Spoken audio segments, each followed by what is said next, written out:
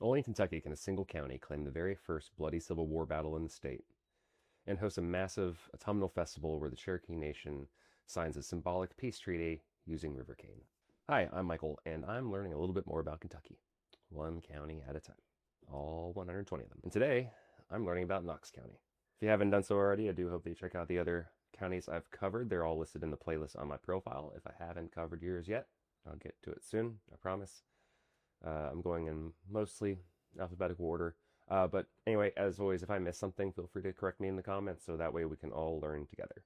Covering about 388 square miles in southeastern Kentucky, this county sits right in the absolute heart of the Appalachian foothills. The terrain here, as you can imagine, is intensely rugged, characterized by steep, heavily forested ridges and dark, narrow valleys that have been carved out over millennia by the winding paths of the Cumberland River and its countless tributaries. For the early pioneers, navigating this dense, unbroken wilderness was a monumental, terrifying task. The forest canopy was so thick that in some places the sunlight barely reached the valley floor. But long before any European settlers ever attempted to cross these mountains, this rugged terrain was best utilized as a vital hunting ground and highly strategic travel corridor by Native American nations, primarily being Shawnee and Cherokee. It wasn't until the spring of 1750 that the European history of this region truly began. This pioneering physician, surveyor, and explorer named Dr. Thomas Walker led a small, incredibly brave expedition through the treacherous Cumberland Gap.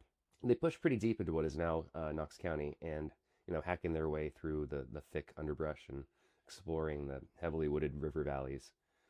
Dr. Walker laid claim to a massive tract of land and directed his men to build a small, crude log structure.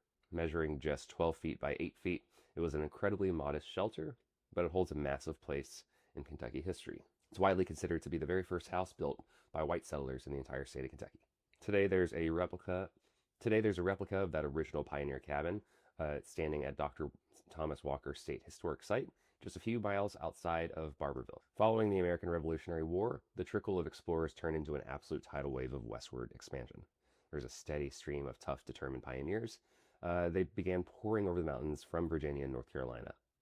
They utilized the famous Wilderness Road, a treacherous rocky path blazed by Daniel Boone, to claim massive land grants in the new frontier. By late 1790s, this population in this remote region had grown significantly enough to require its own local government. So in December 1799, the Kentucky legislature officially carved a brand new county out of the massive sprawling territory of Lincoln County. They named this one Knox County, honoring General Henry Knox. Knox was a Revolutionary War artillery commander who famously dragged dozens of captured British cannons back all the way to Boston. He became one of George Washington's most trusted friends and eventually served as the very first United States Secretary of War.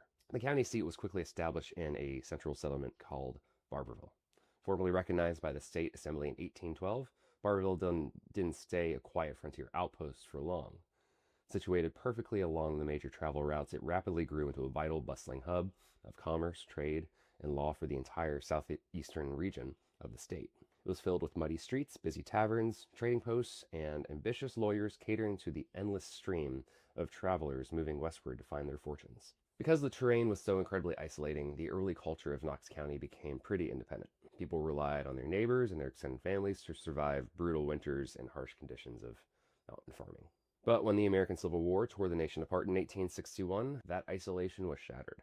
The residents of Knox County found themselves sitting on the absolute bleeding edge of the border state conflict. The mountains of eastern Kentucky were bitterly divided, with brothers, cousins, and neighbors often choosing to fight on the opposite side of the war. Well, in September of 1861, the terrifying reality of conflict crashed directly into the streets of Barberville. A force of around 800 Confederate soldiers launched a sudden, aggressive surprise attack. Their attack was a smaller group of 300 raw, untrained Union recruits who were desperately just trying to defend a local recruitment and training center called Camp Andrew Jackson. The Union soldiers were vastly outnumbered and completely outgunned. As the Confederate forces charged toward the town, the desperate Union troops actually tried to rip up the heavy wooden planks of a local bridge a bridge over the Cumberland River with their bare hands and whatever tools they could find, hoping to halt the rebel advance. But it wasn't enough. The overwhelming Confederate numbers forced their way across the river under heavy gunfire. They completely overran the defenders, destroyed the camp, and seized vital weapons, ammunition, and supplies before retreating back into the mountains. The Battle of Barberville was a short, violent clash, but it holds a dark and massive historic distinction in Kentucky. It was the very first Civil War skirmish in the entire state that resulted in actual casualties. Following the devastation of the Civil War, though, Knox County slowly began to heal and rebuild, but the true catalyst for a massive new era of economic explosive growth was the arrival of the Louisville and Nashville Railroad in the late 19th century. The heavy steel rails and the blast of the steam whistles finally cracked open the isolated mountains. The trains connected the deep, incredibly rich coal seams of Knox County directly to the booming, hungry industrial markets of the north. And coal mining quickly became the absolute backbone of the local economy. Small, tightly knit mining camps and railroad towns sprang up practically overnight along the creeks and the rail spurs. The population surged as thousands of men went deep underground, working in dangerous, backbreaking conditions to pull the black diamond from the earth. That coal fueled the massive factories, the steamships, and the steel mills of the American Industrial Revolution. This era also gave birth to some of the most fascinating and unique communities in the county, each with its own distinct origin story. For example, take the town of Flat Lick. It's actually the oldest settled community in the entire county, predating even Barbourville. It earned its highly specific name because, if you can guess, it was founded near a massive, flat, natural salty rock sitting right in the riverbed. And for centuries, that salt lick attracted massive herds of wild buffalo, elk, and deer, which in turn attracted the Native American hunters and eventually the European long hunters who followed their trails. You also have the hardworking coal mining community of Artemis, which grew directly alongside the rail lines.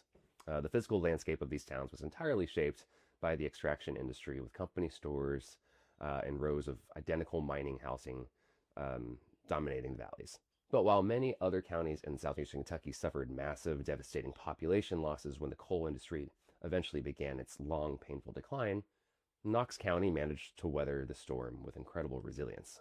Instead of collapsing, the community stabilized its economy by fiercely diversifying into healthcare, retail services, and education. One of the most important cultural and educational anchors in the entire region was actually established right in the middle of the post-war industrial boom. In 1879, a dedicated group of local leaders of the Methodist Church banded together to found Union College in Barbourville. It provided vital, accessible higher education to the young men and women of the Appalachian Mountains who couldn't afford to travel to distant, expensive universities in Lexington or Louisville. For well over a century, Union College has survived economic depressions, world wars, and the shifting tides of the local economy. And today, the gorgeous 100-acre campus filled with beautiful overhanging elms and classic stately Georgian architecture remains the intellectual and cultural heart of the county. The institution recently changed its name to Union Commonwealth University, reflecting its continued growth and its proud, enduring tradition of serving the people of southeastern Kentucky. This rugged, hardscrabble environment has produced some incredibly notable folks who went on to shape the nation. One of the more fascinating individuals is Samuel Freeman Miller. He was a doctor who actually practiced medicine in Barbourville before deciding that he wanted to study the law. Hey, Riley. He taught himself, he passed the bar, and became a prominent local attorney. But Miller was staunchly, fiercely anti-slavery. Finding his political views increasingly unpopular and dangerous in Kentucky as the Civil War approached, he actually moved his family to Iowa.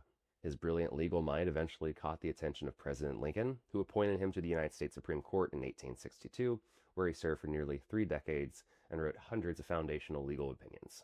The county also produced Flem D. Sampson, who served as the governor of Kentucky in the late 1920s, proving that these isolated valleys could produce serious political power. Every single October, the streets of downtown Barbourville completely shut down for the annual Daniel Boone Festival. Created in 1948 by a passionate professor at Union College, this is the oldest continuous celebration in the state honoring the legendary pioneer.